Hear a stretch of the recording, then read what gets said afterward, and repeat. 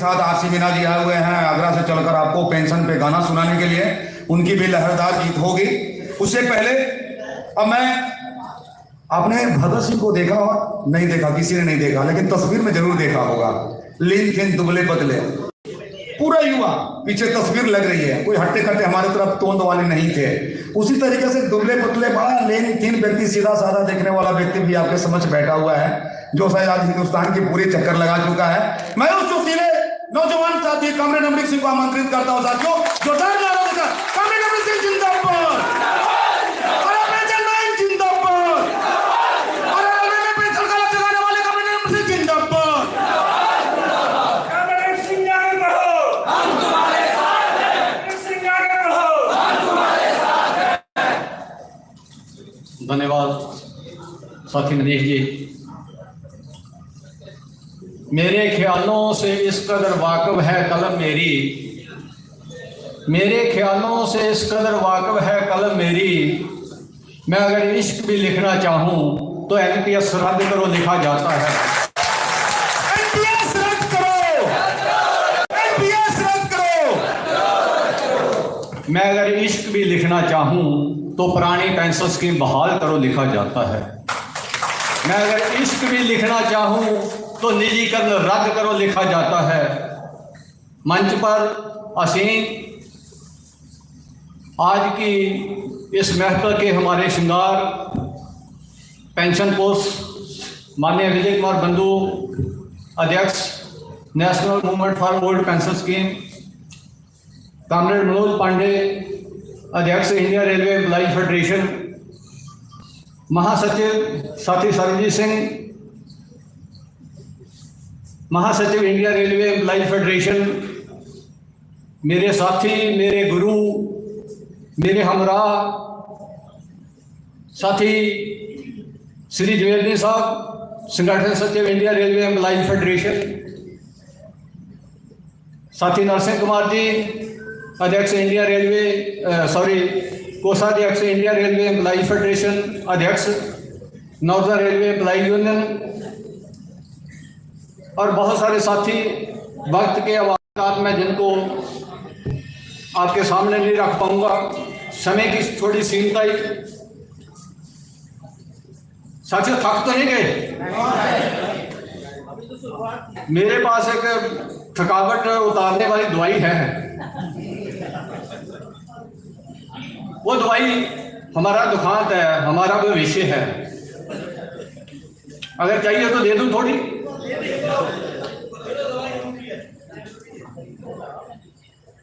मेरे साथियों ने, मेरी बहन जी ने जहां से बात शुरू की थी, एनपीएस एक कैंसर है, एक बीमारी है, एक ऐसी भयंकर बीमारी जिसके अगर खिलाफ हम लड़ ना पाए, जीत ना पाए तो स्थिति क्या होगी। मैं आरसीएफ की आपको तस्वीर दिखाना चाहता हूं। 523 रुपये, 753 रुपये, 1044 रुपये, ये एनपीएस में पेंशन है महीने की। अगर आप इस पेंशन से गुजारा कर सकते हो तो मुझे लगता है कि आपका थकना शायद जायज है।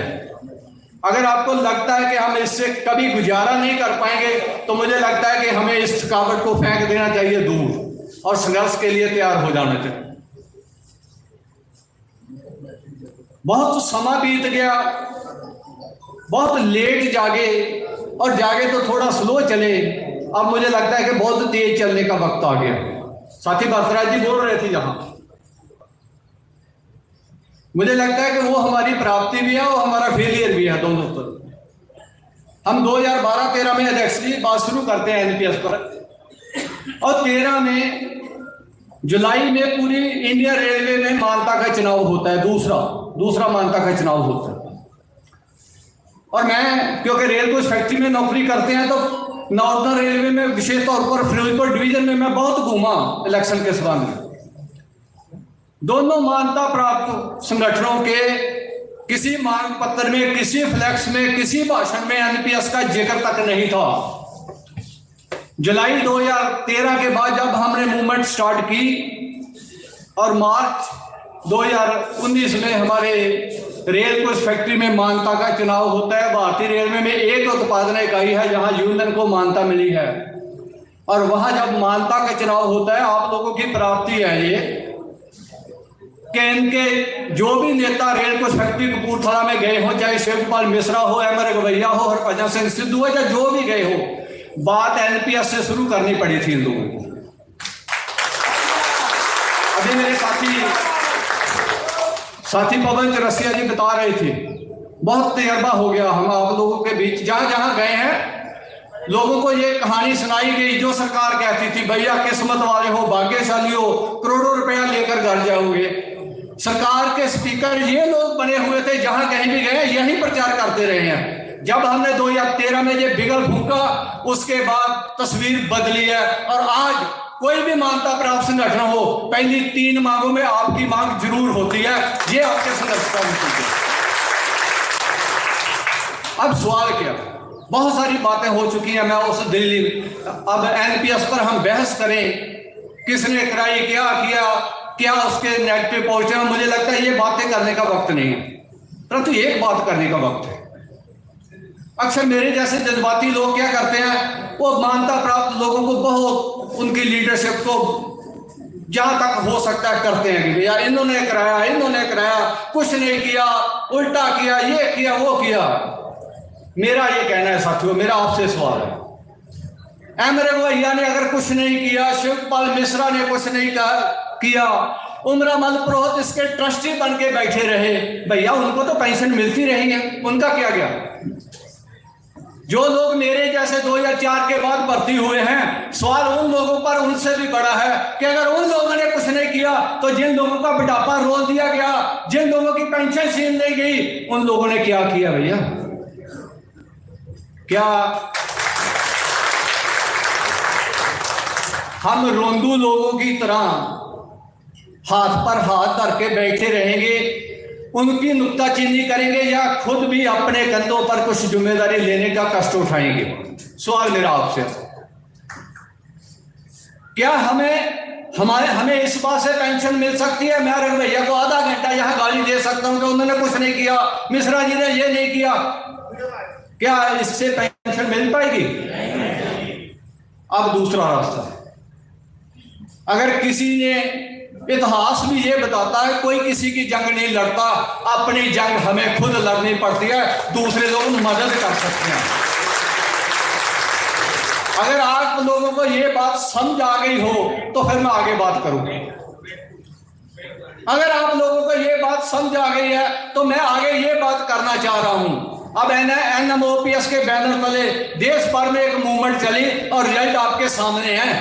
3 विकेट बड़ी गिरा दी आपने, और एक वो राजनीतिक पार्टी, आपको याद है 2013 का वक्त, हम बीजेपी अटल बिहारी वाजपेयी, अब मोदी जी का नाम ले लेकर बात करते हैं। 2013 का वक्त याद कीजिए, उस समय मनमोहन सिंह थे, सरदार थे, पगड़ी बांधते थे, कहा जाता था बहुत बड़े अर्थशास्त्री हैं। अभी भी कुछ लोगों को भ्रम हो जाता कि अगर वो रहते तो देश का ऐसा बुरा हाल नहीं होता।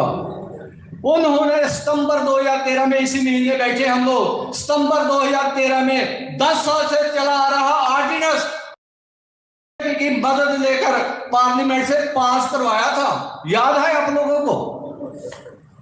याद है साथियों? किसी को याद? उसी कांग्रेस पार्टी को विजय बंधु जी की अध्यक्षता में, उसी कांग्रेस पार्टी को हमने घुटनों के बल किया जब उसने राजस्थान से में ये ऐलान कर दिया कि हम नई पेंशन स्कीम रद्द करें, पुरानी पेंशन स्कीम बहाल कर रहे हैं। छोटी प्राप्ति नहीं है। कांग्रेस और बीजेपी एक ही सिक्के के 2 पहलू हैं। आपको याद होगा, अक्सर हमारे साथी 1997 की बात करते हैं, जब नई लिबरलाइजेशन की नीतियां लाई गई थी, मनमोहन सिंह लेकर आए थे। निजीकरण का जितना जोर मोदी जी लगा रहे, उससे कहीं ज्यादा मनमोहन सिंह लगाया करते थे, कांग्रेस लगाया करते थे। अगर आप 2018-19 से शुरू करके मूवमेंट को 2024 से पहले आप कांग्रेस को झुका सकते हैं। थोड़ा संगठन को मजबूत कीजिए, संघर्ष को मजबूत कीजिए, बीजेपी भी घुटनों के बल आएगी। मैं कहता हूं, मैं लिख कर दे सकता हूं। अब करना क्या है? 3 राज्यों में 3 विकेटें गिरी, बहुत बड़ी प्राप्ति है। रेलवे ने संघर्ष जितना मजबूत होना चाहिए, जितना हो सकता है उतना अभी तक हो नहीं पाया। और मैं आपको बड़ी ईमानदारी के साथ, बड़ी साफ दिली के साथ कह रहा हूं कि जब तक रेलवे में यह संघर्ष मजबूत नहीं होगा, आप एनपीएस को रद्द करने की बात भूल जाइए। मुश्किल है।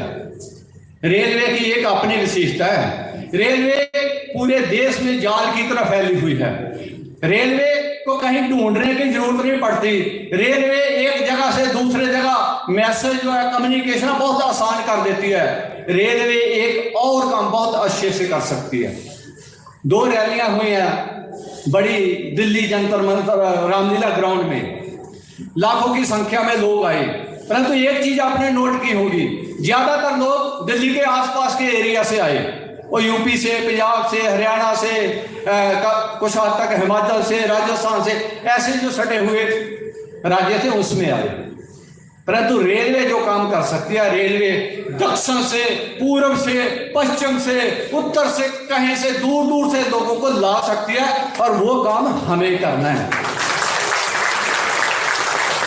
रिजर्वेशन नहीं मिलती संघर्षशील लोगों को, ऐसे सफर करना पड़ता है, हम लोग जानते हैं।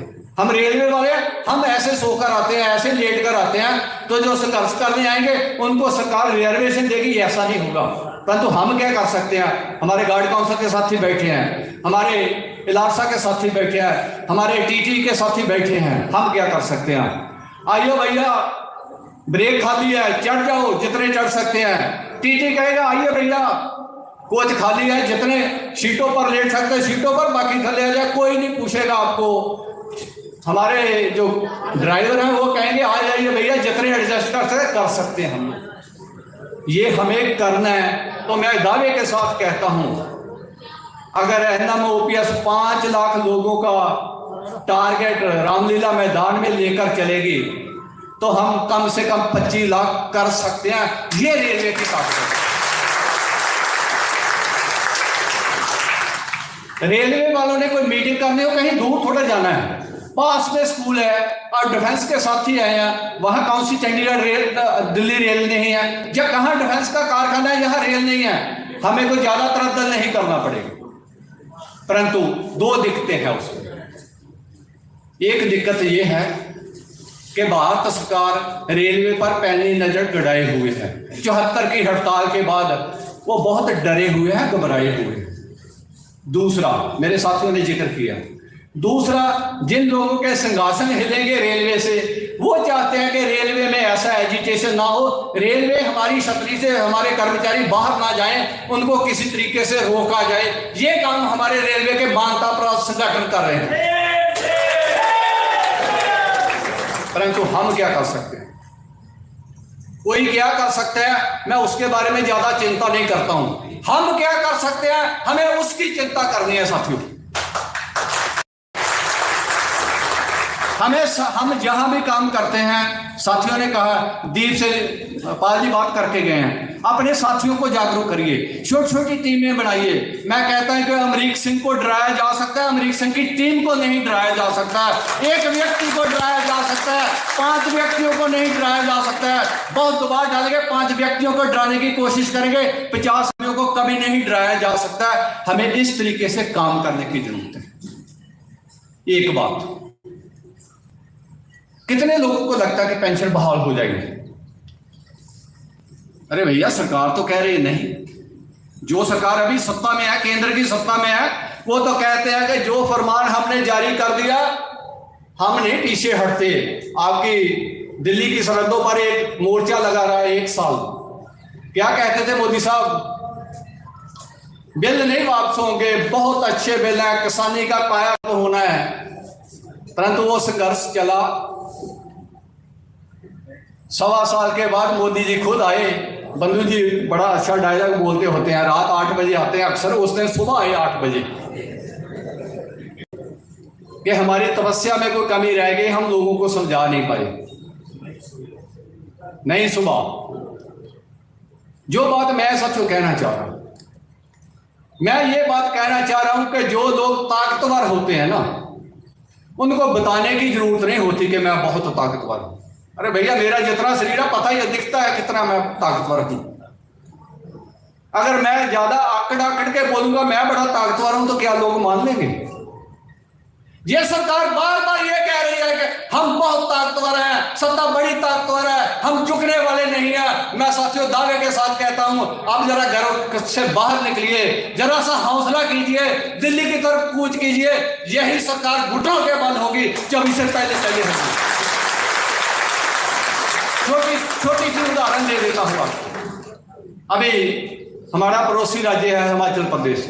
मेरे साथी वहां लगभग 20-25 दिन से 23 दिन से अनशन पर बैठे हैं, भूख हड़ताल पर बैठे। सरकार को तरेलियां आ रही हैं। आप जेपी नड्डा का नाम सुने होंगे, कौन है भला?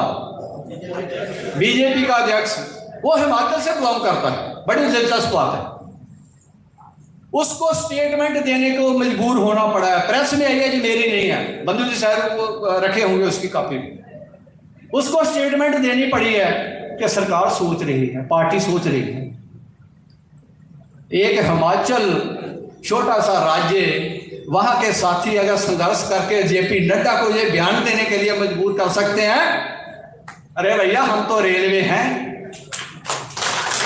हम तो रेलवे हैं, हम तो इनकी पूछें चुका देंगे। फिर याद रखिए इस बात को, थोड़ा सा हौसला कीजिए, थोड़ा सा घर मकानों से बाहर आइए, संघर्ष के मैदान में आइए। और एक बात कहते हुए मैंने अपनी बात समाप्त कर दिया। अगर आप मेरे रेलवे के साथी ये भूमिका निभाने के लिए तैयार हैं तो मैं एक नारा लगाऊंगा, एनपीएस नहीं चलेगी, नहीं चलेगी, नहीं चलेगी। मजा नहीं आया साथियों? तैयारी नहीं है क्या? अगर तैयार है तो मैं एक दूसरा नारा लगा के देखता हूं, इनकलाब जिंदाबाद, जिंदाबाद, जिंदाबाद। एक काम हमें करना है, रेलवे को अपनी भूमिका निभानी है। रेलवे में बहुत तेज गति से काम करना है, दिए से दिया जलाना है। और हमारा टारगेट है फरवरी। अभी बैठे थे तो जबलपुर वाले साथी एक निमंत्रण दे गए हैं 16 अक्टूबर का आपके सामने। भुवनेश्वर वाले साथी तैयारी कर रहे हैं, अलग अलग जगह साथी लगे हुए हैं। हमारी जितनी क्षमता हम उससे ज्यादा करने की कोशिश करें, परंतु आप लोगों ने क्या करना है, मैं उस पर आ रहा हूं। दीप से दीप जलाइए, साथी को जागरूक करिए। जहां जहां साथी आपके पास अप्रोच करते हैं उनके साथ मीटिंग फिक्स करिए। हमारी टीम, हमारे साथी वहां पहुंचेंगे और छोटे छोटे प्रोग्राम करते हुए साउंड के लिए हमारे पास 4-5 महीने का वक्त है। कम से कम हम 100-200 प्रोग्राम जो सभी जोनल डिवीजनों में करते हुए फरवरी में एक दिल्ली में डंका बजाएंगे रेलवे की ओर से।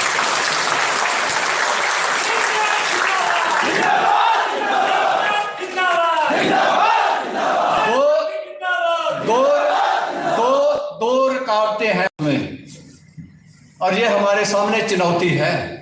24 की चुनौती से पहले अगर हमने ये फरवरी तक 2 हर्डलों को पार कर लिया, 2 रुकावटों को पार कर लिया, तो मैं दावे के साथ कहता हूं 24 में इस काफिले को कोई नहीं रोक सकता।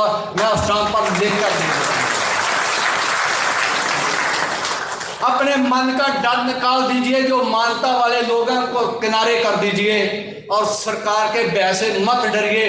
अपनी जिम्मेदारी खुद लीजिए, संगठन मजबूत कीजिए, संघर्ष के मैदान में आगे बढ़िए।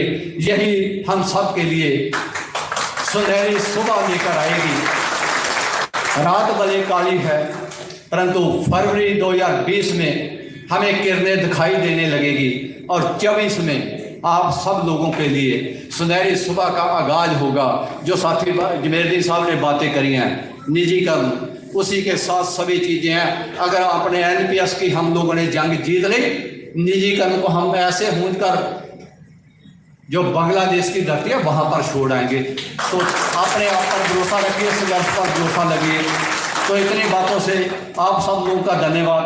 आप मेरी बातें आप लोगों तक कितनी पहुंची है, मैं 2 नारों के साथ अपनी बात को विराम दूंगा। इनकलाब जिंदाबाद, जिंदाबाद, जिंदाबाद। छीन कर लेंगे हक अपना, एनपीएस नहीं चलेगी, नहीं चलेगी, नहीं चलेगी। निजीकरण नहीं चलेगा, नहीं चलेगा, नहीं चलेगा। श्रम कानूनों में संशोधन के नाम पर बदलाव बंद करो, बंद करो, बंद करो। धन्यवाद सब। धन्यवाद अमृतसर का स्वागत कीजिए प्रतीक चिन्ह के साथ। आइए किशन जी और हमारे टीम के साथियों हमारे बीच में NMOPS के मीडिया प्रभारी मनजीत सिंह पटेल, जिनका कोई परिचय का मोहताज नहीं है, आज हमारे मंच पर विराजमान हो चुके हैं। साथियों इन्हें माला से स्वागत करें हमारे साथी सक्सेना जी, मनजीत सिंह पटेल जी को स्वागत करें। साथ ही साथ अखिल अख्तर जी भी NMOPS से आए हुए हैं। CR मीना असिस्टेंट लोगों भी साथी हैं, रिकॉर्डिंग भी करें, बहाली के उसके साथ अपना डांस भी करें, एंजॉय करें। जो भी बाहर साथी अंदर आ जाए। कर्मचारीगण जरूर सुने।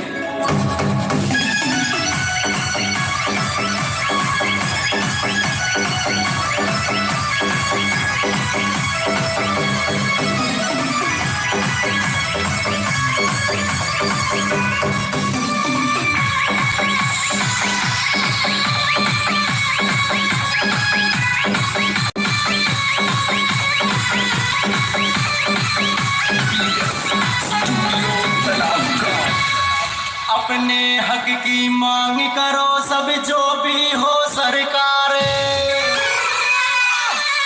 पुरानी पेंशन मांगो सब भर के अब हुकार, मांगो रे ओ मांगो रे पुरानी पेंशन मांगो रे ओ मांगो रे पुरानी पेंशन मांगो रे।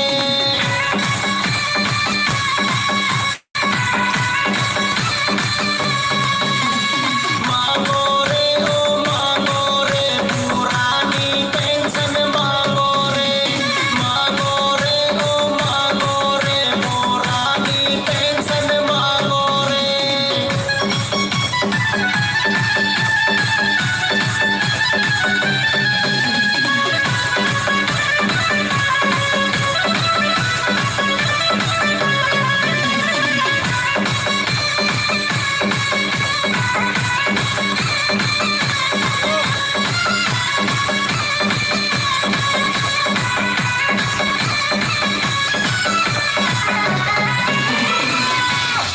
हर विभाग के कर्मी निकलो मन में ले विश्वास,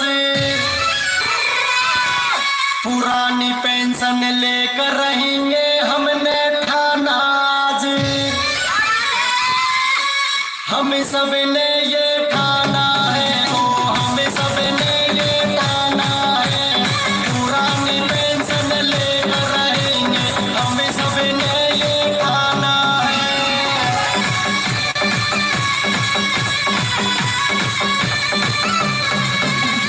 हम सब ने ये ठाना है, ओ हम सब ने ये ठाना है, पुरानी पेंशन लेकर रहेंगे हम सब ने ये ठाना है।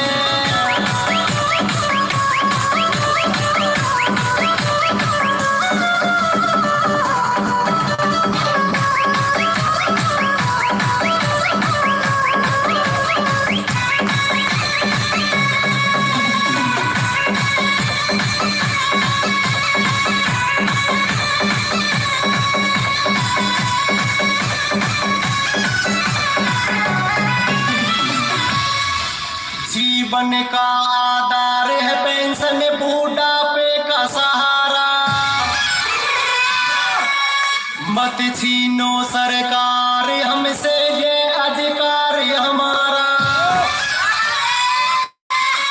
लेकर रहेंगे पुरानी पेंशन ये अधिकार हमारा है, लेकर रहेंगे पुरानी पेंशन ये अधिकार हमारा है।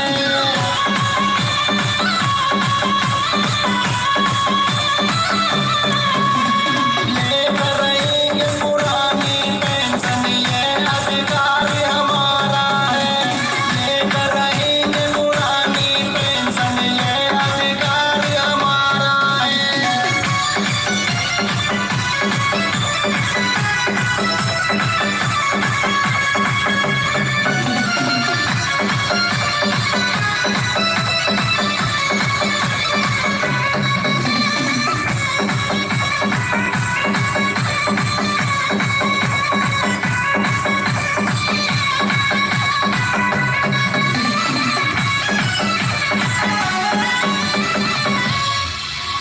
हम सबका हक था पेंशन जिसको तुमने छीना, बूढ़ापे की लाठी का सहारा तुमने तोड़ा, तोड़ दिया ओ तोड़ दिया, बूढ़ापे की लाठी तोड़ दिया, तोड़ दिया ओ तोड़ दिया, बूढ़ापे की लाठी तोड़ दिया।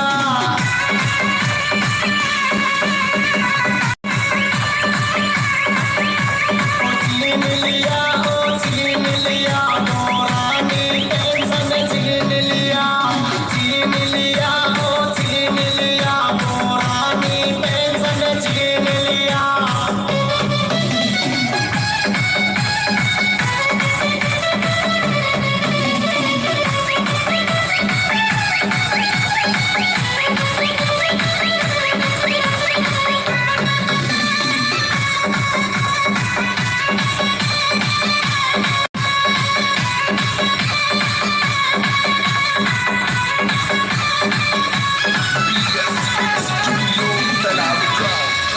सेवानिवृत्त होकर अपने घर हम बैठेंगे, कौन करेगा सेवा तब कैसे दिन गुजरेंगे, टपकेंगे ओ टपकेंगे, मोटापा में आंसू टपकेंगे, टपकेंगे ओ टपकेंगे, मोटापा में आंसू टपकेंगे।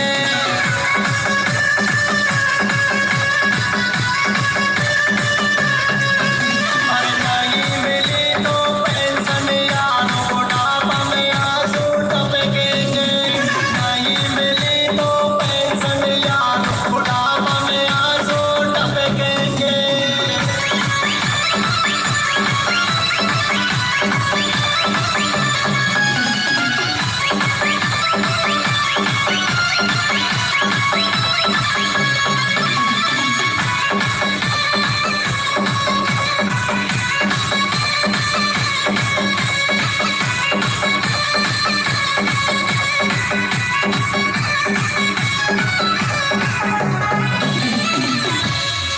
बेटो पूछे पापा सूखा है आपकी पेंशन,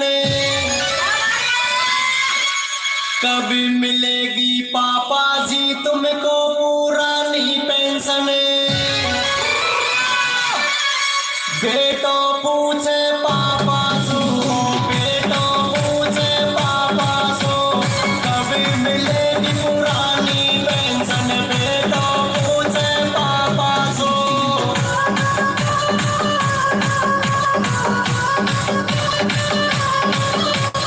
बेटो पूछे पापा सो, बेटो पूछे पापा सो, कब मिलेगी पुरानी पेंशन, बेटो पूछे पापा सो।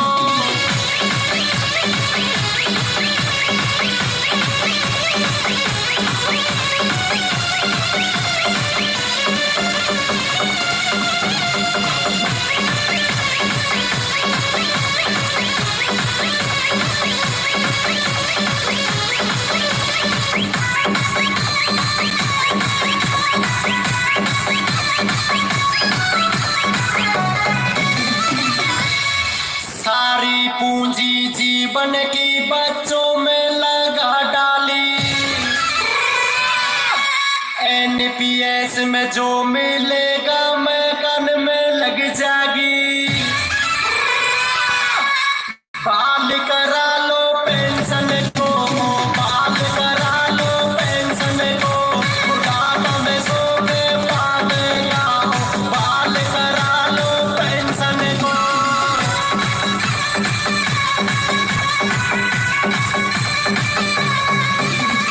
बाल करा लो पेंशन को, बाल करा लो पेंशन को, बुढ़ापा में सो के पालेगा, बाल करा लो पेंशन को।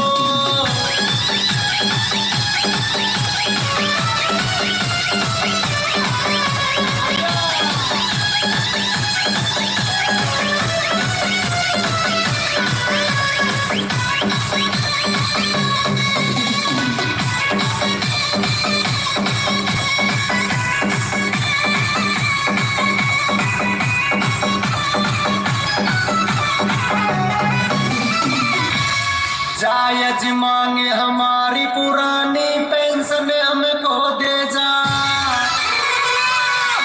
जीवन भर तन मानी से हम करते देश सेवा, दे दो रे ओ दे दो रे पुरानी पेंशन दे दो रे, दे दो रे ओ दे दो रे पुरानी पेंशन दे दो रे।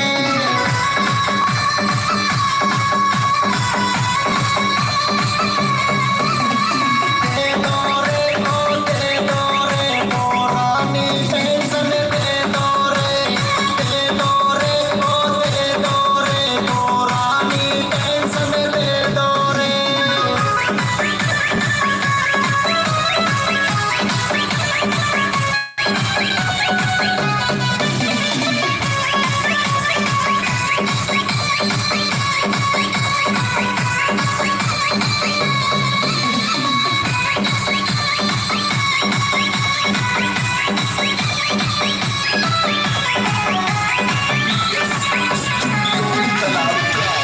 नई पेंशन आग का दरिया पार नहीं कर पाओगे, सर में तुम्हारा सुकुड़ेगा जब बोझ बन जाओगे, बन जाओगे ओ बन जाओगे बुढ़ापा में बोझ बन जाओगे, बन जाओगे ओ बन जाओगे बुढ़ापा में बोझ बन जाओगे।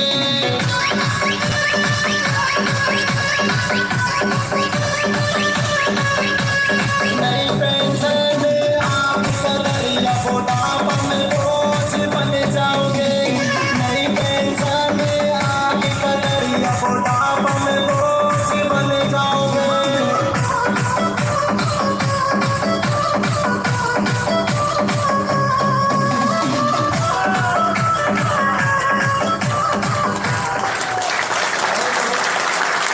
बहुत अच्छा किया। बहुत बहुत धन्यवाद मीना जी। साथियों अपने अपने स्थान ग्रहण करें। अब वक्त आ चुका है उस पुरुष को सुनने के लिए जिसे आप ड्यूटी एडजस्ट करके ड्यूटी करके